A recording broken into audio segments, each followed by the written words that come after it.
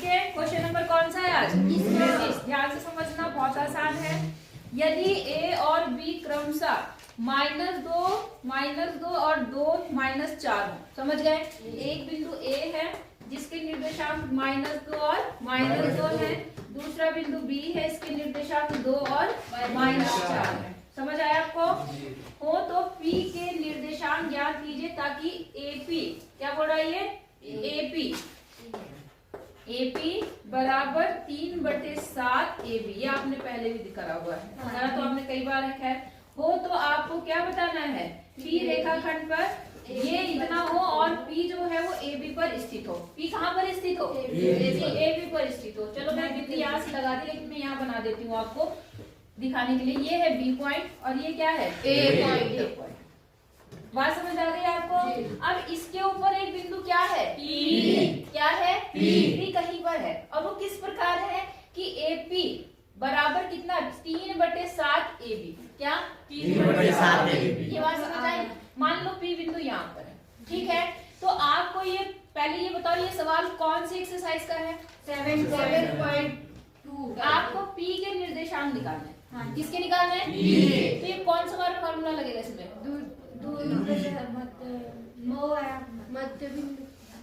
मध्य बिंदु इधर से बात आ रही है। M1 x2 plus M2 x1 upon M लगेगा।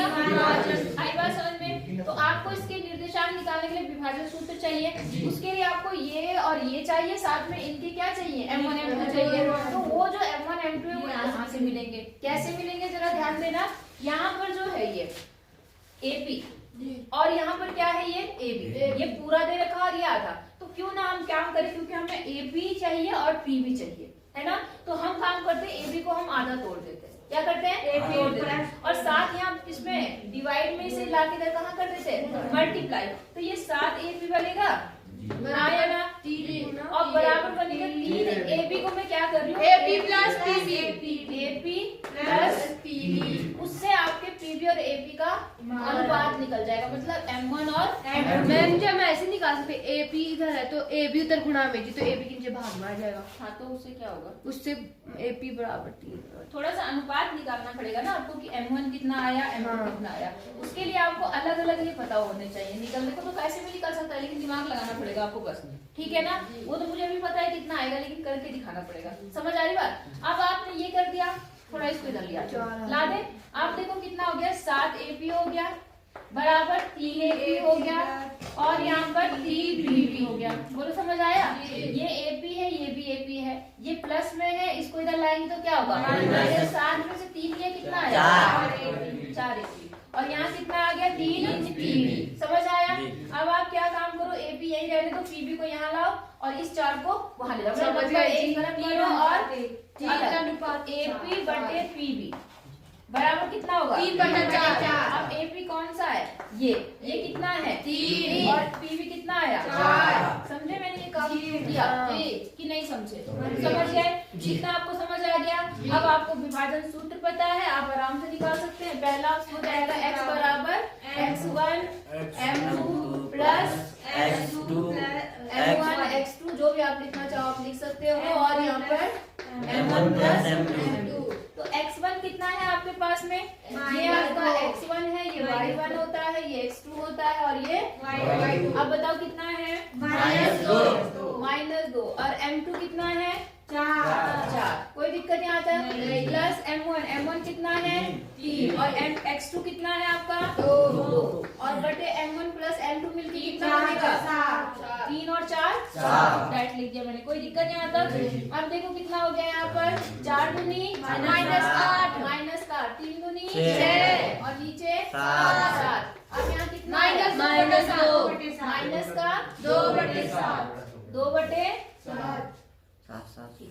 तो यहाँ पर आ गया माइनस का 2/7। तो एक निर्देशांक तो ये आ गया। अब इसी प्रकार से आप कौन सा निकालेगा? y। तो y = M1 M2 y1 M2 plus y2 M1 बटे M1 प्लस प्लस m2, तो आपका y1 कितना है? -2 माइनस का 2 और m2 कितना है? 4 माइनस का 4 तो नहीं, हाँ 4 है, ठीक है। प्लस y2 कितना है आपका? -4 ये था, ठीक है। और ये कितना है आपका? 3। यहाँ तक कोई दिक्कत है आपको? और यहाँ कितना आ गया आपका? 7, ठीक है 7। कोई दिक्कत है यहाँ पर? x1 m2 4 8, ठीक है, m1 x2, ठीक है, इतना समझ आया? अब ये कितना बन गया? -8 -7 12 बटे 7 -8 कितना हो गया? -7। तो आपके जो P बिंदु के निर्देशांक है वो क्या बन गए? -2 बटे 7 -20 बटे 7। 20 बटे 7 ये है उस P बिंदु के निर्देशांक। बोलो समझ आया नहीं आया? 4 नंबर का सवाल है, फटाफट हो गया, कोई दिक्कत नहीं यहाँ तक? अगला देखें, मिटा दो इसको, ठीक है। क्वेश्चन नंबर 20 देखो, आपका ट्रिग्नोमेट्री का आ रखा है। ट्रिग्नोमेट्री में क्या है आपका? प्रूफ करने के क्वेश्चन आ रखे हैं, समझ आ रहा है आपको? क्वेश्चन नंबर 20 प्रूफ करना है आपको। क्या प्रूफ करना है, क्या ध्यान से समझना। 20 क्वेश्चन में बोल रहा है आपके पास में tan theta upon 1 minus cot theta plus cot theta upon 1 minus tan theta बराबर लाना क्या है? 1 प्लस sec थीटा और cosec थीटा। ये क्वेश्चन भी आपके उस हाफ ईयरली एग्जाम में आ रखा था और ये भी हमने करा था। क्या काम कर रहे हो? ये चार्ट चूल्ट काउंट्स क्या करने के लिए लाए हो? हैं? किस लिए ला रहे थे चार्ट? तो ऐसे ला रहे थे तो उसका खिलवाड़ करना है। इतना आया, आपको समझ आ रहा है? इसको क्या करना है? जी मैंने वैसे आपको पहले ही बताया है, लेकिन फिर भी कर लेते हैं। क्या करें इसको? पहले साइन और कॉस में कर लेते हैं। थोड़ा लंबा बनता है लेकिन प्रूफ हो जाएगा। यहाँ पे tan का मतलब क्या हुआ? साइन थीटा बटे कॉस थीटा। 1 माइनस इसको क्या लिखेंगे? 1 बटा sec। नहीं सॉरी, cos बटा sin जी।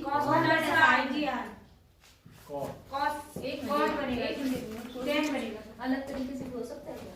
tan स्क्वायर हो जाएगा वहाँ पर और यहाँ पर cos स्क्वायर हो जाएगा। चलो कोई बात नहीं। तो यहाँ पर कितना आ गया आपका? ये हो गया cot थीटा को क्या लिखेंगे? cos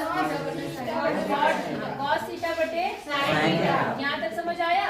उसके बाद यहाँ पे आ जाओ, इस cos को क्या लिखेंगे? cos theta upon sin theta. cos theta upon sin theta. और यहाँ पर क्या हो जाएगा? 1 minus sin theta upon cos theta. यहाँ तक आपको समझ में आ गया होगा। साइन tan की जगह पे साइन बटे cos और cot की जगह पे cos बटे sin। इतना समझ आया? ओ हीरो पीछे क्या देख रहा? वहाँ नीचे किताब में जब यहाँ बता दी तो वहाँ किताब क्या देख रहा?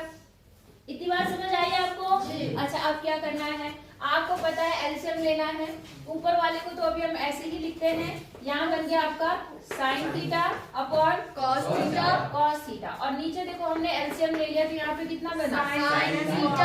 साइन थीटा और यहाँ sign theta minus cos theta plus यहाँ पर कितना आ गया आपका? ऊपर तो वही रहा cos theta minus sin cos theta बटे sin थीटा ऊपर ऐसे रहा और नीचे कितना आ गया? cos theta minus sin theta upon cos theta. बिल्कुल cos theta minus sin theta. यहाँ तक समझ आया? अब आपको पता है कि जो सबसे नीचे वाला होता है वो 20 से मतलब सबसे ऊपर जाता है और ये आपस में होते हैं। समझ गए? बीच वाले आपस में मल्टीप्लाई होते हैं और ये आपस में होते हैं। तो जब आप इसको इससे मल्टीप्लाई करेंगे तो कितना थीटा और यहाँ पर आ गया आपका cos sin theta minus cos theta. हमने अंदर मल्टीप्लाई नहीं करा, ऐसे ही रख दिया। देखते हैं हमारा क्या था, पहले याद है। प्लस इसको भी सेम वही प्रोसेस होगा आपका। तो यहाँ पे cos से क्या बन जाएगा? cos स्क्वायर थीटा और नीचे कितना आ गया? sin थीटा ऐसे ही रहा cos theta minus sin theta. बोलो यहाँ तक समझ आया नहीं आया? आ गया? अब जरा इन दोनों का भी एलसीएम ले लो। ले लेंगे। अब एक छोटी सी चीज और देखो पहले। यहाँ पर है sin theta minus cos theta. यहाँ पर क्या है? cos theta minus sin theta. cos theta minus sin theta. फर्क किस चीज का है? माइनस चिन्ह का। तो हम क्यों ना इसमें माइनस चिन्ह कॉमन ले लें? ले सकते हैं। अगर मैं माइनस चिन्ह कॉमन लूंगी तो ये माइनस हो जाएगा और ये साइन पहले आ जाएगा। ये cos कहाँ आ जाएगा? बाद में। आई बात समझ में या नहीं आई? तो अब मैं यहीं पे कर दूं क्या? जी, यहाँ कर देती हूँ, है ना, क्योंकि अब फिर एक लाइन लिखनी पड़ेगी। तो हमने क्या करा, यहाँ का माइनस चिन्ह कॉमन लिया, तो ये माइनस हमारे यहाँ आ गया, और जो कॉस था वो पहले प्लस का हो गया, सॉरी माइनस का हो गया, और साइन किसका हो गया? समझ आया? चिन्ह उनके क्या हो गए? माइनस चिन्ह कॉमन लेना बता रहा था, नहीं बता रहा था? ठीक है, अब दोनों में का फिर से एलसीएम ले लो। कितना आएगा देखो जरा, नीचे जो है ब्रैकेट वाली चीजें तो क्या है? सेम है, साइन थीटा कॉस थीटा, और यहाँ कितना आएगा? Sign theta sine theta into cos theta, क्या साइन थीटा इंटू क्या आ गया? Cos theta. यहाँ तक समझ आया? अब जब इसको एलसीएम ले लिया आपने, अब आपको क्या करना है? इससे इसको डिवाइड करना है। तो इसमें कौन सी चीज नहीं है? जब इससे इसको डिवाइड करेंगे, हाँ, तो कॉस से कॉस कट जाएगा और ये पूरा ब्रैकेट कट जाएगा, बचेगा क्या? साइन। साइन ऊपर क्या हो जाएगा? गुणा, तो साइन स्क्वायर तो पहले से था, कितना बन जाएगा? Sine cube theta. बोलो समझ आई बात? माइनस सेम टू सेम यहाँ भी करना है, इससे इसको क्या करते हैं? डिवाइड करते हैं, तो साइन से साइन कट जाएगा, ये कट जाएगा, क्या बचा? कॉस, और कॉस से ऊपर गुणा करेंगे तो क्या बन जाएगा? यहाँ तक समझ आया नहीं आया? आ गया? बस आ गया, आपके लिए इजी हो गया। अब आप a cube minus B cube का क्या लगाएंगे? फॉर्मूला। होल स्क्वायर लगाएंगे, फॉर्मूला लगाएंगे। किसी को याद है a cube minus B cube का formula? a cube minus b cube ऐसा हाँ 3ab कुछ नहीं पता, तुम 3a square b plus 3ab square. वो होल स्क्वायर होल क्यूब का होता है, यहाँ होल क्यूब थोड़ना है। इसका फॉर्मूला मैं कितनी बार बता चुकी, जब फॉर्मूला ही नहीं आएगा तो क्या कर लोगे तुम? इसका बनता है sign square theta plus sine theta minus cos theta.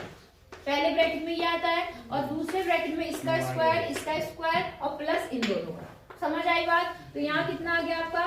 Sign theta sine square theta plus cos square theta और plus sine theta cos theta. Formula में बता देती हूँ आपको कौन सा फॉर्मूला है, ये भी बताती हूँ आपको। साइन थीटा कॉस थीटा ऐसे ही रहा, और यहाँ पर क्या है? Sine theta minus cos theta. ये फॉर्मूला ये होता है, a cube minus B cube is equal to a minus B. अगर माइनस है यहाँ पे तो माइनस यहाँ पर आता है, ठीक है। और दूसरे ब्रैकेट में a square plus B square plus A B. ये तो प्लस वाले माइनस के लिए आता है। अगर ये प्लस होता प्लस तो ये फॉर्मूला होता है a प्लस बी, और दूसरे ब्रैकेट में a square minus B square minus, बस यहाँ बदल जाता है। प्लस वाले में यहाँ माइनस आता है और माइनस वाले में यहाँ। ये होता है फॉर्मूला। सारी सरसमिकाएं भूल गए हो तुम, पता नहीं क्या कर रहे हो तुम, तो बस यहाँ पे फालतू काम करते हो। क्या बोलना तुम्हारे? तो इससे देखो ये पूरा कट गया, क्यों? क्योंकि इनके बीच में कौन सा चिन्ह है? पूरा। तो इससे पूरा ये क्या हो गया? कट गया। अब बचा क्या आपका? जरा ध्यान दो, sign square theta plus cos square theta plus ये, तो sign square theta plus cos square theta क्या होता है? होता है। इसकी जगह पर तो कितना आ गया? ये तो कट ही गया था। यहाँ पे क्या बचा? Plus sine theta cos theta. समझ आया नहीं आया? नीचे भी ये कट गया है पूरा, क्या बचा? Sign theta cos theta. अब आप एक काम करो, इनको अलग अलग ले लो, एक बार ए के साथ ले लो, एक बार इसके साथ ले लो। तो जब आप एक के साथ लोगे तो यहाँ बन गया साइन थीटा कॉस थीटा। समझ आया? और प्लस जब इसके साथ लोगे तो साइन थीटा से साइन थीटा कट जाएगा, कॉस थीटा से कॉस थीटा कितना आ जाएगा? एक। समझ आया? अब साइन का उल्टा क्या होता है? कॉसेक। और सेक का कॉस का उल्टा क्या होता है? आ गया यही 1 प्लस सेक कॉसेक। समझ आया नहीं आया? हो जाएगा तो बराबर आपका RHS आ जाएगा, कोई दिक्कत नहीं। लेकिन अगर फॉर्मूला ही नहीं आ रहा अभी तक तो फिर क्या ही करें तुम्हारे लिए? हो जाएगा। आगे चले, इसी में अथवा करके एक और क्वेश्चन दिया है, लिखना तो नहीं है ये? नहीं? ठीक है, अच्छी बात है। अगला देखो, इसी में अथवा करके आपको दिया है, या तो इस क्वेश्चन को सॉल्व करो या दूसरा सॉल्व करो। तो दूसरा क्या है मैं आपको बताती हूँ। 20 वाली है अथवा करके, यहाँ पर लिखा है cos थीटा cos a। देखो थीटा और a में कभी कंफ्यूज मत होना, हमेशा ये क्या चीज होती है? थीटा। बताओ, ये एंगल होता है, चाहे आप उसे a बोलो चाहे आप उसे क्या बोलो? थीटा बोलो, उससे कोई फर्क नहीं पड़ता है। Sine a upon 1 minus cot a, 1 minus cot a, और इज इक्वल टू प्रूफ क्या करना है आपको? Sine A. क्या प्रूफ करना है? Cos A plus sine A. सवाल समझ आया नहीं आया? क्या लिखा हुआ दिख रहा है? कॉस ए अपॉन 1 माइनस टेन ए और ये है, और इसको आपको इसके इक्वल प्रूफ करना है।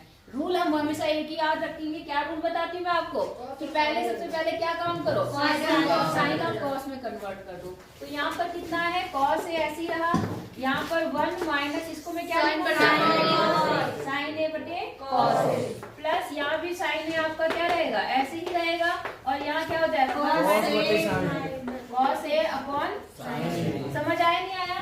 अब ऊपर तो कुछ नहीं होगा, नीचे एलसीएम ले लो। तो ऊपर क्या है आपका कॉस ए ऐसी रहा, नीचे एलसीएम लेंगे तो देखो इसका एलसीएम लेंगे तो कॉस ए माइनस साइन ए। समझ गए ना आप? तो कॉस ए माइनस साइन ए, कोई दिक्कत? प्लस यहाँ पर भी एलसीएम ले लो तो कितना आ गया पर sign A minus cos A बटा साइन ए। यहाँ पर भी साइन ए आ गया आपका, तो यहाँ पर आ गया आपका sign A minus cos A. कोई दिक्कत? और ऊपर क्या था साइन ए। कोई दिक्कत यहाँ तक नहीं है। अब आप क्या काम करो, सबसे देखो इसके नीचे कुछ नहीं है तो क्या लगाएंगे ए, इसके नीचे भी कुछ नहीं है तो ए। अब वही चीज ये इससे गुणा होगा और ये सबसे ऊपर, तो ऊपर कितना आ गया cos square A upon cos A minus sign ए। बोलो समझ आई आपको बात? और प्लस इसको भी क्या करेंगे, सबसे ऊपर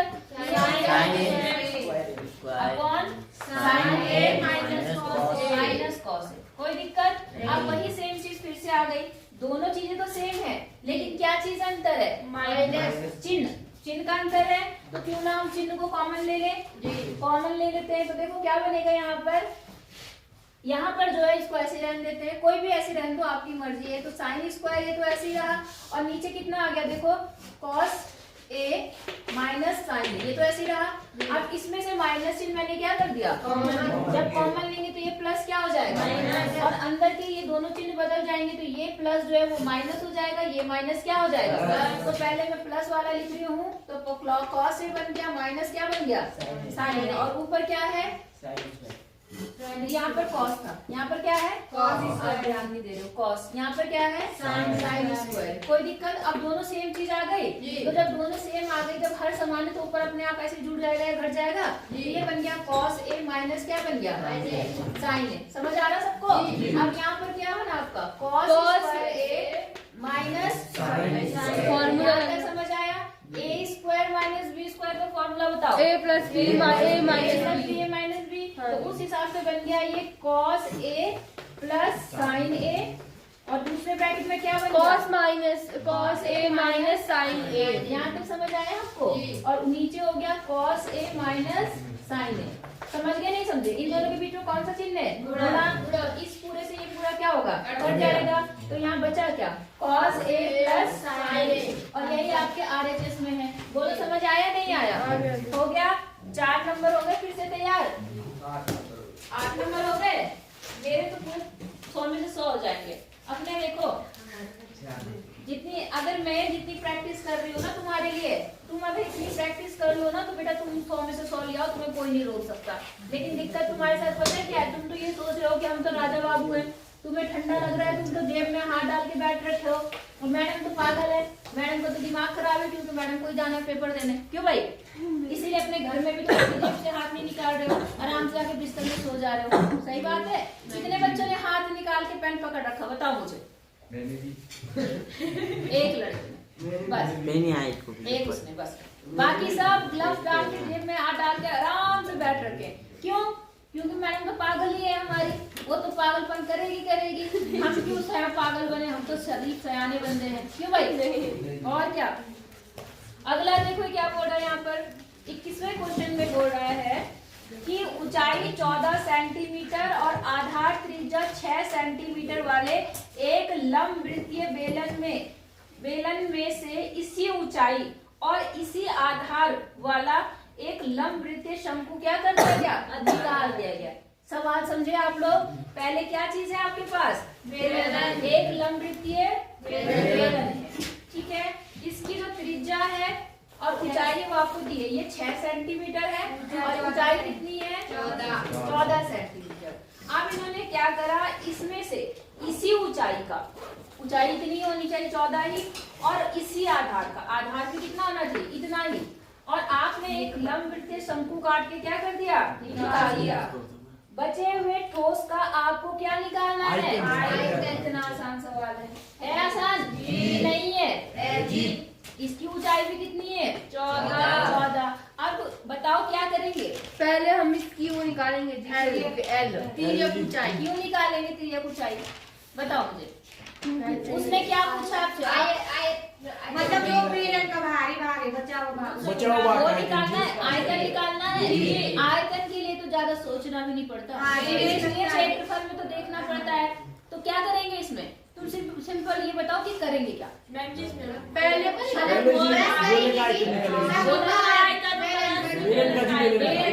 लिया, फिर क्या करेंगे,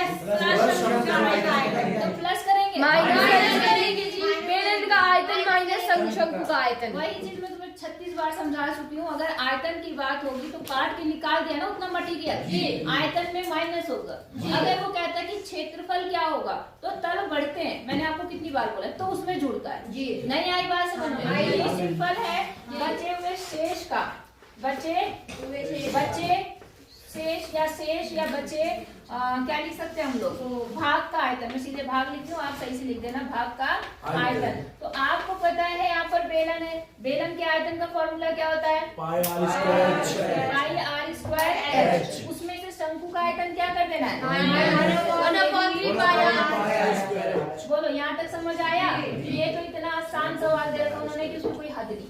आपको पता है आर सेम है, आर सेम है, एच भी सेम है, पाई भी कॉमन है, कॉमन मतलब पाई भी क्या है, सेम है, सब कुछ सेम है ना। तो सारा बाहर आ जाएगा। सारा बाहर का मतलब आप सीधे 1 लिखो और इसका क्या ले लो, एलसीएम। तो यहाँ नीचे कितना आ गया, 3। आप अपने हिसाब से सॉल्व कर सकते हैं, मुझे आसान लग रहा था इसलिए मैं ऐसे कर रही हूँ, कोई दिक्कत। आप चाहो तो इसका निकाल के तब माइनस कर सकते हो, आपकी मर्जी, कैलकुलेशन आपकी है। आप देखो 3 ले लिया मैंने, 3 से इधर गुणा हो जाएगा और 1 से इधर, तो ये बन गया 3 पाई आर स्क्वायर एच, और यहाँ क्या बन गया, पाई आर स्क्वायर एच। समझ आया जी, किसको किसको आया। अब आपने क्या करना, 3 में से 1 गया, 2, तो ये बन गया 2 पाई आर स्क्वायर एच बटे 3। अब सिंपल मान रख दो, आपका सारा आ जाएगा। ठीक है, 2/3 ऐसे रहा, पाई का मान 22/7 रहा, आर कितना है 6 हो गया, और एच कितना है 14। कठिन है, 7 से 7 कट, 3 से 6 कट, ये कट गया, 3 से ये कट गया, और कुछ कटेगा नहीं कटेगा। 22 दूनी 44, 44 दूनी 88 दूनी 176, 176 सेंटीमीटर क्यूब बचे हुए शेष भाग का क्या है, आयतन। क्या कठिन है कठिन। एक लाइन में सवाल है और 4 नंबर फटाफट है, लेकिन तुम होते ना तो 10 बार इसको सोचते क्या करना है, सोचते भी नहीं। बिल्कुल सोचते तब तो कुछ कर भी लेते, तुम सोचना ही नहीं चाहते, तुम तो अपने दिमाग पे जोर ही नहीं डालना चाहते। वो देखो, वो अपने लिस्ट पे ध्यान दे रही, वहां से पैसे निकाल के लगा रही, उसको बांट रही। यही तो तुम्हारी बेवकूफियां हैं, कुछ नहीं है। जहाँ 10 तुमने पास तो आजकल हर कोई हो जाता है, सच्चाई तो ये है। फिर सिर्फ वही बेवकूफ बच्चे हो रहे हैं जिनको कुछ भी नहीं आता, कुछ भी मतलब ये सोच लो बिल्कुल मंद बुद्धि है। बात समझ आ रही है। तो पास तो आजकल कर ही दे रहे, पहली बार में पास नहीं होते तो आजकल तुम्हें दोबारा एग्जाम देने का मौका मिल जा रहा है, वहाँ पास हो जा रहे। और उसके बाद जिन्होंने बिल्कुल ही नहीं पढ़ना उन्होंने स्कूल छोड़ देना है, वो तो सच्चाई यही है। तो बात लेकिन ये नहीं है कि तुम सिर्फ पास हो रहे हो, अगर तुम कुछ करके पास होंगे ना, दिमाग में कुछ रहेगा तो भविष्य में काम आएगा। याद रखना, पढ़ाई कभी बेकार नहीं जाती, चाहे आप कोई भी काम करो। लेकिन तुम्हारी जो हरकत है, तुमने तो बस सोच रखा है कि क्या बोलना। अगर आपने पढ़ाई की है, चाहे कोई भी पढ़ाई, वो आपको यूज होगी ही होगी। बात समझ आ रही है आपको। और आप ये सोचो कि नहीं मैंने ये पढ़ाई फालतू कर ली है, मेरे लिए यूजलेस है, मतलब कोई फायदेमंद नहीं है, तो ये आप गलत हो, भविष्य में जरूर काम आएगी। लेकिन अब क्या बोलना तुम्हारे, तुम तो बड़े आदमी हो, राजा लोग हो, पैसे की कमी है नहीं, तो क्यों पढ़ते तुम सारे गरीब आदमी। आजकल समझ आई बात, यह जिनको बुद्धि होती है। अगला देखो 22वां सवाल। 22वें सवाल में देखो क्या बोल रहा है कि एक आयत का क्षेत्रफल 9 वर्ग इकाई कम हो जाता है। क्या हो जाता है, कम हो जाता है यदि उसकी लंबाई 5 इकाई क्या कर दी जाए, कम। समझ आए सवाल? अच्छा, मतलब जो भी उसकी लंबाई थी, एक आयत था, इसकी कुछ लंबाई होगी कुछ चौड़ाई होगी, इन्होंने कहा अगर लंबाई थोड़ी कम कर दी जाए तो क्षेत्रफल कम होगा नहीं होगा? तो क्षेत्रफल जो कम हुआ वो कितना हुआ, 9 वर्ग इकाई कम हो गया। अच्छा, अगर चौड़ाई बढ़ा दी जाए, चौड़ाई क्या कर दी जाए, बढ़ा दी जाए, तो जाहिर सी बात है क्षेत्रफल भी क्या हो जाएगा, बढ़ जाएगा। क्षेत्रफल जो है यहाँ पर, अच्छा कहाँ गया, ठीक है। अच्छा सुनो दोबारा सुनो, आयत का क्षेत्रफल 9 वर्ग इकाई कम हो जाता है यदि उसकी लंबाई 5 इकाई कम कर दी जाती है और चौड़ाई 3 इकाई बढ़ा दी जाती है। समझ आई बात? लंबाई क्या करी, कम करी, चौड़ाई बढ़ाई, लेकिन क्षेत्रफल कम हो गया। समझ आई बात? दूसरे कंडीशन में क्या कह रहा है, यदि हम लंबाई को 3 इकाई और चौड़ाई को 2 इकाई बढ़ा दे, दोनों बढ़ाने की बात कर रहा है, तो क्षेत्रफल 67 वर्ग इकाई बढ़ जाता है। आयत की क्या निकालनी है, बीमारी। सवाल समझ आया? तो आप मान लो कि इसकी लंबाई कितनी है, x, और चौड़ाई y मान लो। क्या मानो, y। अब आपको पता है इस हिसाब से इसका क्षेत्रफल क्या बनेगा, लंबाई गुना चौड़ाई, तब x गुना y। आई बात समझ में? अब आते हैं इनकी पहली शर्त पर। ठीक है, पहली शर्त के अनुसार इसकी लंबाई कितनी कम करनी है, 9 नहीं 5। लंबाई क्या है वहाँ पर, x में से 5 कम कर दिया, और चौड़ाई कितनी कम कर दी, 3 बढ़ा दी, 3 बढ़ा दी, y प्लस 3 कर दिया। तो क्षेत्रफल क्या हुआ, कम हुआ या बढ़ गया, कम हुआ। कितना, 9। क्षेत्रफल पहले कितना था, xy, अब वो कम होके कितना हो गया, 9 कम हो गया। आई बात समझ में? एक इक्वेशन ये बनी, पहले इक्वेशन बनाते हैं फिर सॉल्व करते हैं। ठीक है, पहला सवाल समझ में आया, पहली कंडीशन। दूसरी कंडीशन में आ जाओ, यदि लंबाई को 3 इकाई बढ़ा दे, लंबाई क्या कर दिया आपने, 3 बढ़ा दिया, और चौड़ाई को कितना बढ़ा दिया, 2 इकाई, तो y प्लस 2 कर दिया, तो जो क्षेत्रफल है वो कितना बढ़ गया, xy जो है वो 67 बढ़ गया। सवाल समझ आया नहीं आया जी? आ गया। अब आती है बात सॉल्यूशन पे। तो सॉल्यूशन कुछ नहीं है, इन दोनों को पहले गुणा करो। आप पूरा जब से सॉल्व कर लोगे तो x y में एक इक्वेशन यहाँ बनेगी और x y में एक यहाँ बनेगी, और आप उसे जिस विधि से चाहो विधि से हल कर सकते हो। इतनी बात समझ आई? चलो गुणा कर लेते हैं फटाफट शॉर्टकट में। इससे इसको गुणा करेंगे तो x y आएगा, x y ठीक है।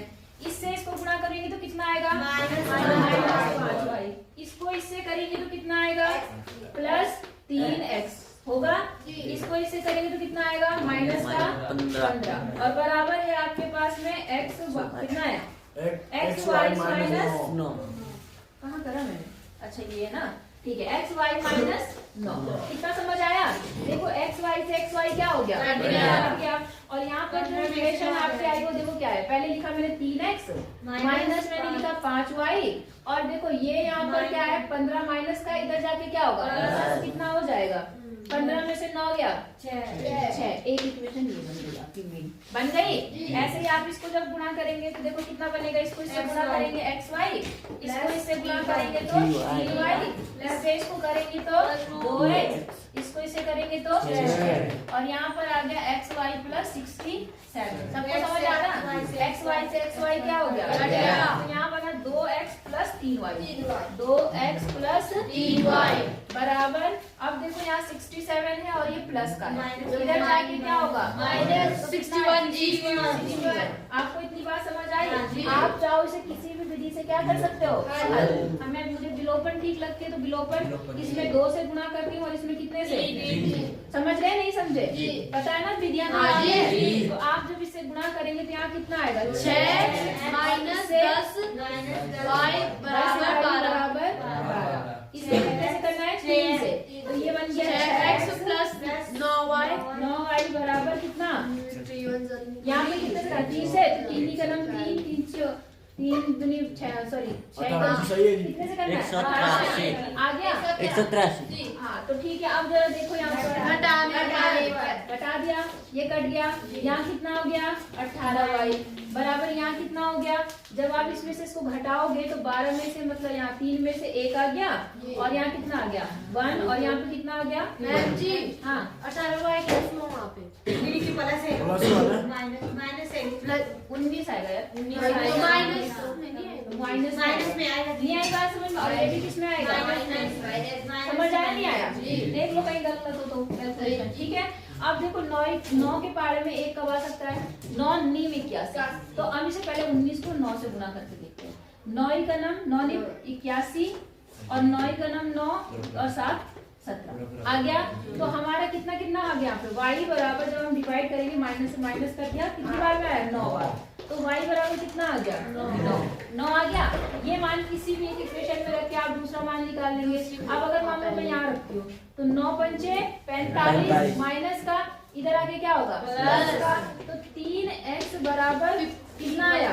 6 प्लस 45 51 कितना आ गया? 51 और यहाँ पर 3 है। 3 का डिवाइड होगा तो कितना होगा? 51/3। तो 51/3 का मतलब कितना हुआ? 3 का नाम 3 17 x बराबर कितना आ गया? 17। तो x बराबर 17 आ गया और y बराबर कितना आ गया? 9 आ गया। बोलो समझ आया नहीं आया? हो जाएगा। अच्छा अभी कितना बचा? कितने सवाल बचे? 5 सवाल बचे यार। ठीक है, तो यहाँ से समझ आया नहीं आया? इसमें अथवा करके भी सवाल दे रखे तो इतना मैं फिर उसके बाद में कराऊंगी। तुम्हारा कोई प्लेट खाली आज? नहीं जी, होगा दूसरे वनीला मैम की वही लगी। दूसरा नहीं, लंच के बाद कौन सा? 22 का दूसरा अथवा करके क्वेश्चन आ रखा, वो हम देखेंगे। इसमें देखो क्या है? संख्या 2 अंकों की एक संख्या के अंकों का जोड़ कितना है? 9। ठीक है, इस संख्या का 9 गुना संख्या के अंकों को पलटने से बनी संख्या का 2 गुना है, वह संख्या ज्ञात कीजिए। मैंने आपको बताया है कि जब दो अंकों की संख्या की बात करेगा फिर अंकों को पलटने की बात करता है, अक्सर ऐसा करता है वो। तो आपको हमेशा संख्या कैसी माननी है? इकाई और दहाई का।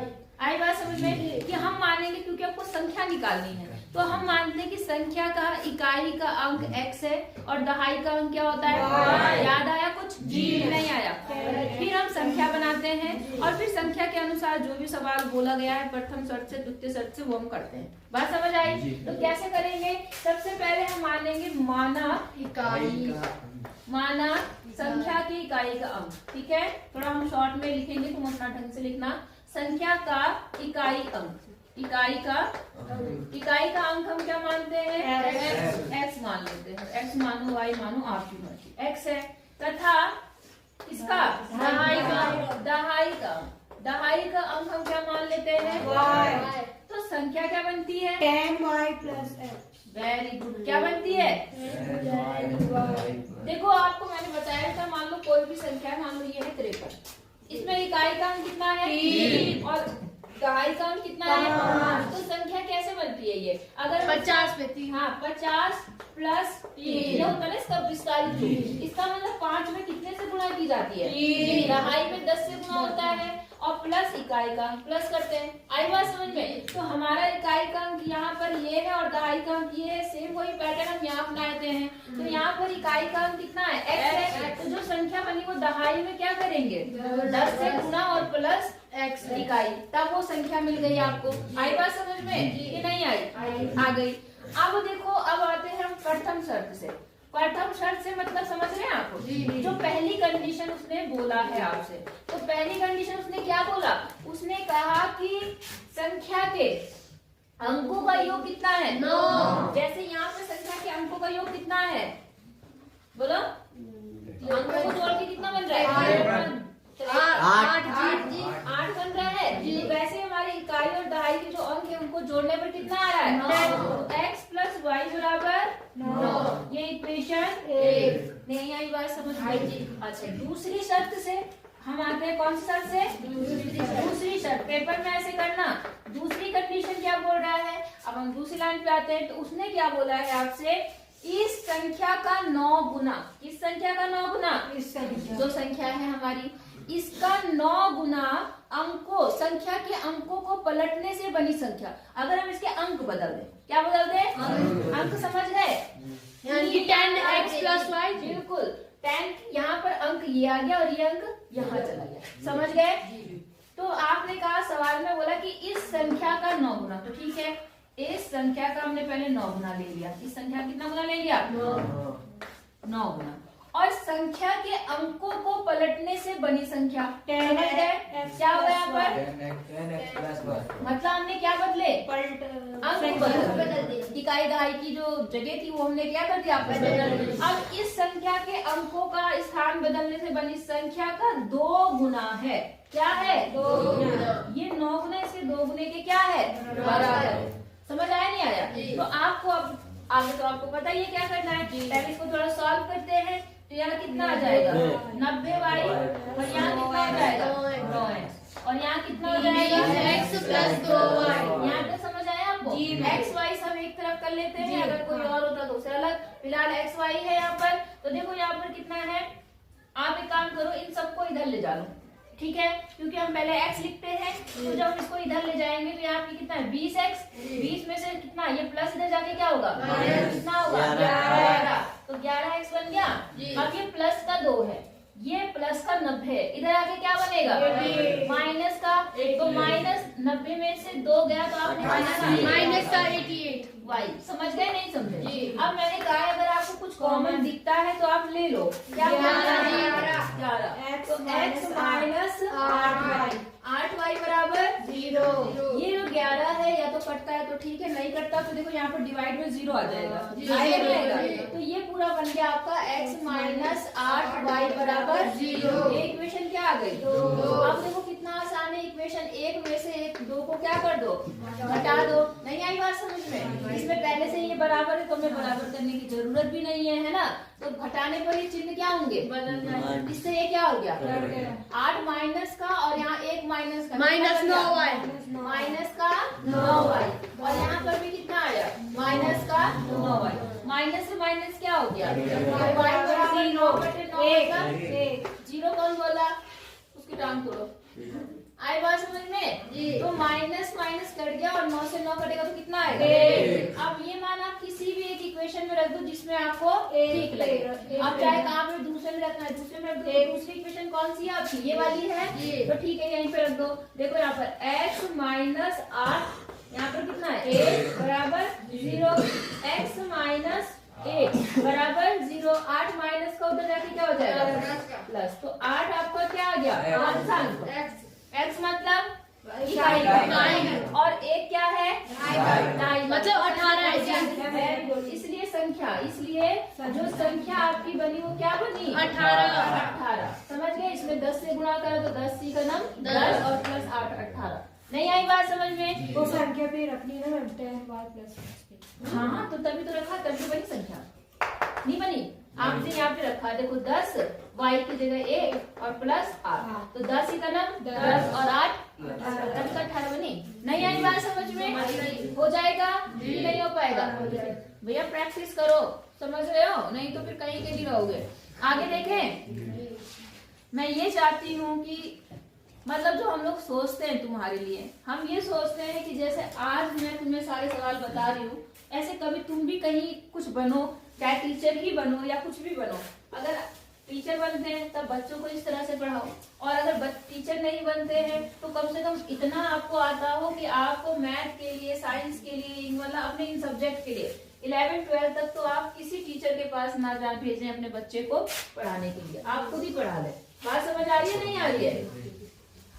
भाई देखो, सीखोगे तभी तो आगे काम आएगा, नहीं सीखोगे तो कुछ नहीं। बाद में फिर सोच के रोगे, जब कुछ नहीं आएगा ना तुम्हारे बच्चे कहेंगे आज का जमाना गया, आज सस्ती एजुकेशन है, गवर्नमेंट स्कूल है तो सस्ते में पढ़ाई हो रही है। सच्चाई ये है, अगर गलती से गवर्नमेंट में तुम्हारे स्कूल को प्राइवेट कर दिया, जैसा कि हर चीज को प्राइवेट करने में लगे हैं, तो यही एजुकेशन तुम्हारी इतनी महंगी हो जाएगी क्या बोलना। क्योंकि ये सारे, अब मैं उस चीज को नहीं बोलूंगी, लेकिन जैसे स्कूल प्राइवेट होता है आपको पता है उसकी फीस बढ़ जाती है, उसका सारा हिसाब बढ़ जाता है। एक बच्चे की फीस जो आप सिर्फ 100 रुपए 200 रुपए दे रहे हो, वो 6 महीने में दे रहे हो, तो वो कितने रुपए देने पड़ेंगे? कम से कम 5-5 हजार रुपए देने पड़ेंगे। बात समझ आ रही है? वो 5,000 रुपए स्कूल के होंगे वो अलग, और जो तुम अलग ट्यूशन लगाते हो वो लगाते हो उसकी अलग। नहीं आ रही बात समझ? तो हर महीने अगर आपके पास 2 बच्चे हैं तो 20,000 30,000, आने वाले जमाने में जो तुम्हारे बच्चों में तो और महंगा हो जाएगा। तो इतना तुम्हें देना पड़ेगा, तुम क्या कमाओगे, क्या खाओगे, क्या बच्चों को खिलाओगे, वो तुम्हारे ऊपर है। समझ आ रही बात? हमें नहीं पता भविष्य क्या है हमारा, तो कम से कम इस लायक तो बन जाओ कि कुछ काम तो अपने आप कर लो। बात समझ आ रही है कि नहीं आ रही है? चलिए आगे चले जी। अब सवाल नंबर कौन सा है? 23 में देखो क्या है यहाँ पर, एक समतल जमीन पर खड़ी मीनार की छाया उस स्थिति में 40 मीटर अधिक हो जाती है, जबकि सूर्य का 49 कोण मतलब उन्नयन कोण घटकर क्या होगा? उन्नयन नहीं होगा बेटा, अवनमन होगा। 49 मतलब अवनमन, क्योंकि सूरज जो है वो ऊपर से नीचे आएगा। आई बात समझ में? तो उसका जो कोण होगा वो 49 लिखा है इन्होंने, 49 का मतलब अवनमन होगा। क्या होगा? अवनमन कोण, ठीक है ना। तो वो कितना हो जाता है? 60 से घटकर कितना हो जाता है? आपको मीनार की क्या निकालनी है? ऊंचाई। आपने ये हाइट एंड डिस्टेंस पढ़ा है, लेकिन आपने उसमें एक भी सवाल ऐसा नहीं देखा था। तो यही होता है, सवाल घुमा फिरा के आते हैं बेटा, थोड़ा सा बस चित्र बनाने पे ध्यान दो, कैसे होगा तो अपने आप हो जाएंगे। नहीं आ रही बात समझ में? आप देखो जैसे इसमें बोला कि जमीन पर खड़ी एक मीनार की छाया। देखो मीनार तो जो है उसकी लंबाई तो वही रहेगी, रहेगी नहीं रहेगी? ये घर जितना बड़ा है, कमरा जितना बड़ा है उतना ही बड़ा रहता है। लेकिन कभी आप देखते हो छाया छोटी हो जाती है, कभी छाया क्या हो जाती है? बड़ी। होता है? नहीं होता? होता है ना। तो देखो जरा ध्यान से, मीनार तो ये रही फिक्स, ये फिक्स रही।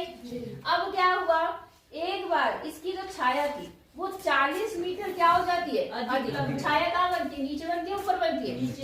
यहाँ बनती है, यहाँ पर बनती है।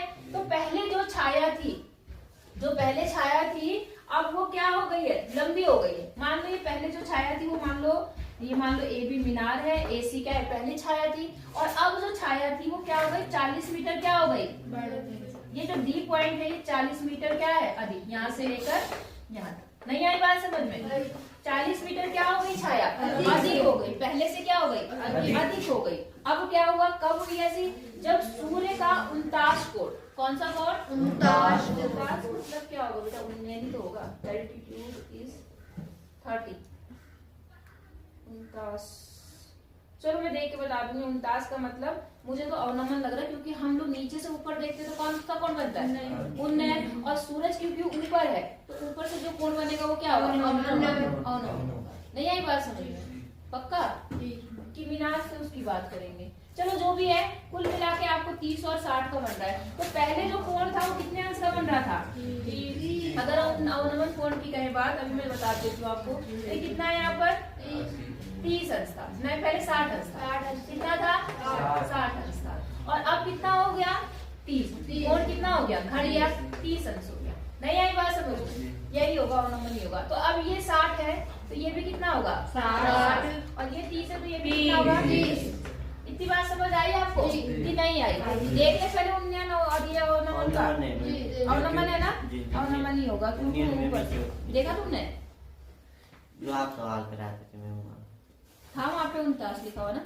हाँ तो वहाँ पर मैम रुको मैं बता देती हूँ, रुक जाओ तुम्हें बेटा। 49 मतलब कौन सा कोण? उन्नयन कोण। 49 मतलब उन्नयन कोण। उन्नयन बात समझ आई या नहीं आई? उन्नयन कोण की बात हो रही है। और ये उदाहरण है आपके, मैंने उदाहरण आपको कराया नहीं, मैंने कहा था खुद करना, लेकिन आपने खुद किए नहीं, शायद करे आपने।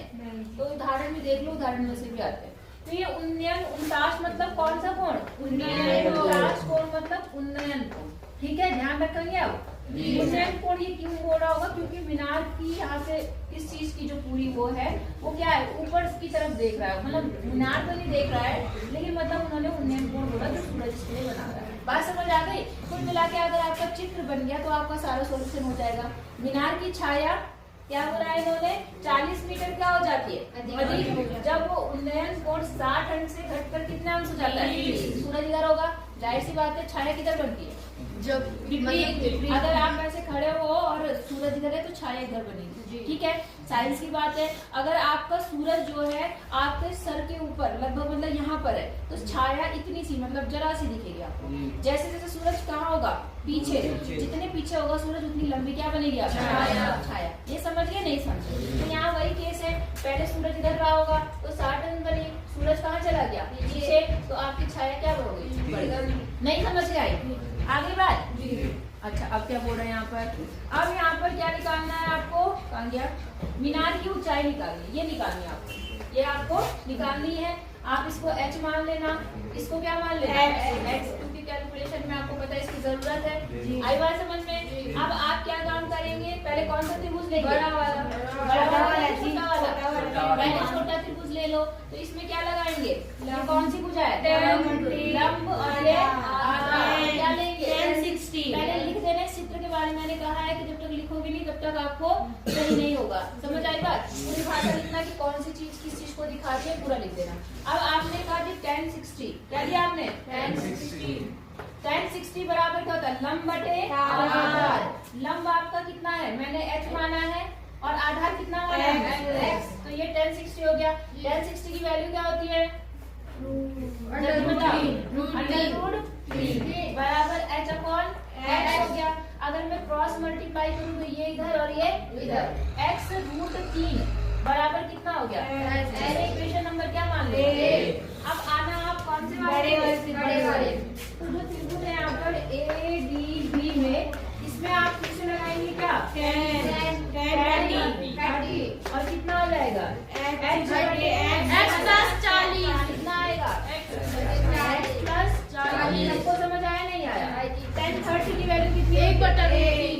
1/3 और ये हो गया x प्लस 40। क्रॉस मल्टीप्लाई कर लेंगे, क्रॉस मल्टीप्लाई करेंगे तो x प्लस 40 बराबर h रूट 3। अब मेरी एक बात समझो, आपको निकालना है मीनार की ऊंचाई। क्या निकालनी है? तो x निकालने का तो कोई फायदा है नहीं हमें, तो हम इसमें से x को हटा देते हैं। x को क्या करते हैं? हटा देते हैं, h मिलाते हैं। समझ गए जी? समझ गए? क्या करना है हमने? क्योंकि हमें h चाहिए ना, तो हम पहले x का मान निकाल के दूसरी इक्वेशन में रख के तब h का मान निकालने से अच्छा है हमें काम करते हैं x की जगह पर मान रख देते हैं। समझ आई नहीं आई बात? सबको आ गई? तो हम क्या काम करते हैं, यहाँ से x का मान निकाल लो। x का मान कितना आ जाएगा? h बटे रूट 3। रूट 3 गुणा में था, इधर जाके क्या हो जाएगा? अब मैं क्या काम करती हूँ, इसमें वो मान रख देती हूँ। तो यहाँ कितना आ गया? h बटे रूट 3। कोई दिक्कत?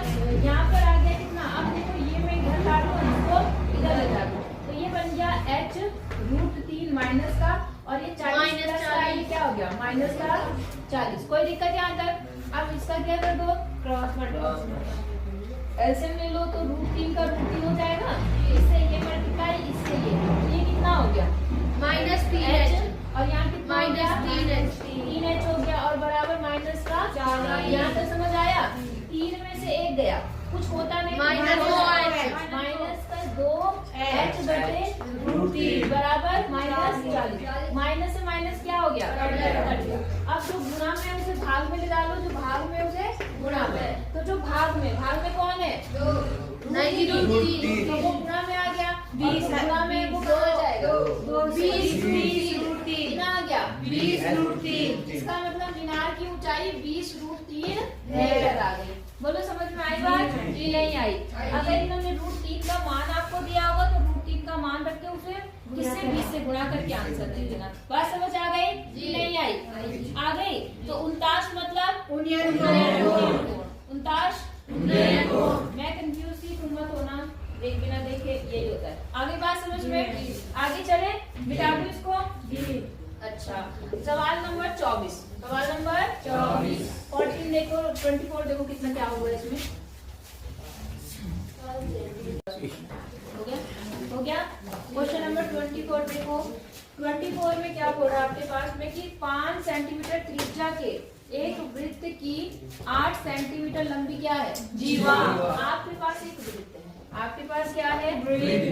वृत्त। समझ गए? इसकी त्रिज्या कितनी है? 8 सेंटीमीटर। अच्छा, त्रिज्या 5 सेंटीमीटर है, ठीक है? त्रिज्या कितनी है? 5 है। और इसमें एक जीवा है जिसकी लंबाई कितनी है? 8 सेंटीमीटर, ठीक है? P और Q, इस जीवा का नाम क्या है? P। अच्छा, अब क्या काम करेंगे? P और Q पर स्पर्श रेखाएं परस्पर E पर प्रतिच्छेद करती है। मतलब यहाँ से जो स्पर्श रेखा आती है और जो यहाँ से स्पर्श रेखा आती है वो कहाँ पर मिलती है? E पर मिलती है। बात समझ आ गई आपको? तो आपको इस TP की क्या निकालनी है? लंबाई। आपको इस TP की लंबाई निकालनी है। बात समझ आई आपको कि नहीं आई? अच्छा, अब जो चीजें आपको दी है हम उनका थोड़ा प्रयोग करके देखते हैं। मान लो मैंने ये त्रिभुज ऐसा बना दिया, समझ गए?